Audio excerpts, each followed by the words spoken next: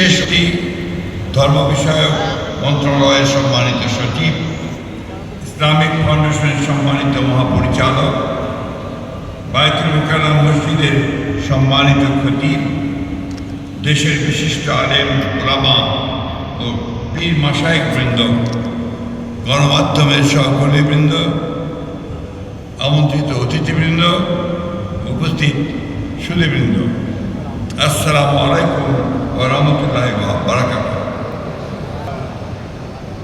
পবিত্র ঈদে মিলাদুন্নবী সাল্লাল্লাহু আলাইহি ওয়াসাল্লাম উপলক্ষে ইসলামিক ফাউন্ডেশন আয়োজিত পক্ষকালব্যাপী সিরাতুন্নবী সাল্লাল্লাহু আলাইহি ওয়াসাল্লাম অনুষ্ঠান মালার শুভ উদ্বোধন উপলক্ষে আমি দেশবাসী এবং বিশ্ব মুসলমানকে জানাই আন্তরিক শুভেচ্ছা মোবারকবাদ।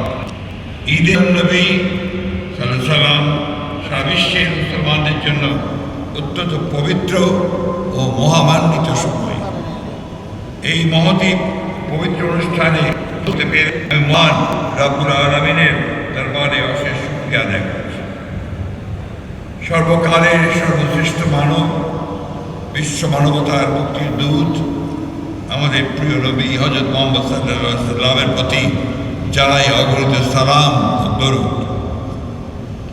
একই সঙ্গে ইসলামের সকল নবী ও রাসূল, নবী সাল্লাল্লাহু আলাইহি ওয়াসাল্লামের পরিবার পরিজন, সাহাবায়ে কেরাম, তাবেঈন, তাবেঈন সকল মুমিন মুসলমানের রূহের মাগফিরাত ও শান্তি কামনা করছি। প্রিয় মুমিন মুসলমানগণ, মহান আল্লাহ তাআলা মানব জাতির হেদায়েত, মুক্তি ও কল্যাণের জন্য সর্বশেষ নবী রাসূল হযরত মুহাম্মদ সাল্লাল্লাহু আলাইহি ওয়াসাল্লামকে পৃথিবীতে প্রেরণ করেছেন। তার আগমন মানব সভ্যতার ইতিহাসে এক অনন্য ও অবিস্মরণীয় ঘটনা। তিনি সমগ্র বিশ্বের জন্য রহমত স্বরূপ। পবিত্র কোরআনে মহান আল্লাহ বলেন, আমি আপনাকে সমগ্র বিশ্ব জগতের জন্য রহমত স্বরূপ প্রেরণ করেছি। সূরা আল-আম্বিয়া আয়াত 107। হযরত মুহাম্মদ সাল্লাল্লাহু আলাইহি ওয়াসাল্লামের জীবন ও আদর্শ বিশ্ব মানবতার জন্য চিরন্তন পথনির্দেশ। তার চরিত্রে সত্যবাদিতা, ন্যায়পরায়ণতা, ক্ষমাশীলতা, সহনশীলতা, মানবিকতা ও পরম মহত্ববোধের অনন্য সমন্বয় করেছেন।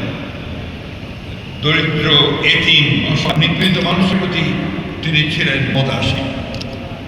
নারী, শিশু, প্রতিবেশী, মেহনতি মানুষের অধিকার আদায়ে তিনি দিয়ে গেছেন সুস্পষ্ট নির্দেশনা।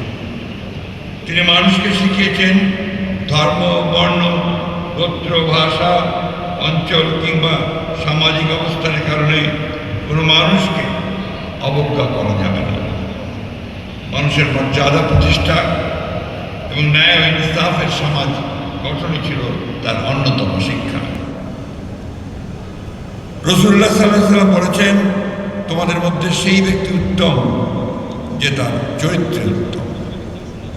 মহান আল্লাহ রাসূলুল্লাহ সাল্লাল্লাহু আলাইহি ওয়াসাল্লামের অনুপম চরিত্রের প্রশংসা করে পবিত্র কোরআনে ইরশাদ করেছেন, নিশ্চয়ই আপনি মহান চরিত্রের অধিকারী।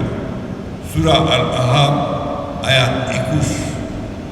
মহানবী সাল্লাল্লাহু আলাইহি ওয়াসাল্লামের এই পবিত্র চারিত্রিক বৈশিষ্ট্য ও শিক্ষা আমাদের ব্যক্তি, পারিবারিক, সামাজিক ও রাষ্ট্রীয় জীবনে সততা, নৈতিকতা ও উত্তম চরিত্রের সর্বোচ্চ গুরুত্বকে স্মরণ করিয়ে দেয়। আল্লাহ বলেন, রাসূল সাল্লাল্লাহু আলাইহি ওয়াসাল্লাম বলেন, উসওয়াতুন হাসানাহ অর্থাৎ সর্বশ্রেষ্ঠ আদর্শ।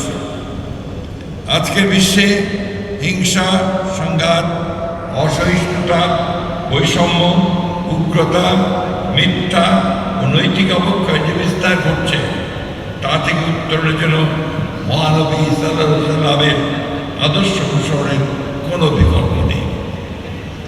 তার বিদায় হজের ভাষণে মানব মর্যাদা, সাম্য, ভ্রাতৃত্ব, ন্যায় বিচার, পারস্পরিক অধিকারের যে মহান শিক্ষা উচ্চারিত হয়েছিল, তা আজও সমগ্র বিশ্বে মানব জাতির জন্য অত্যন্ত প্রাসঙ্গিক।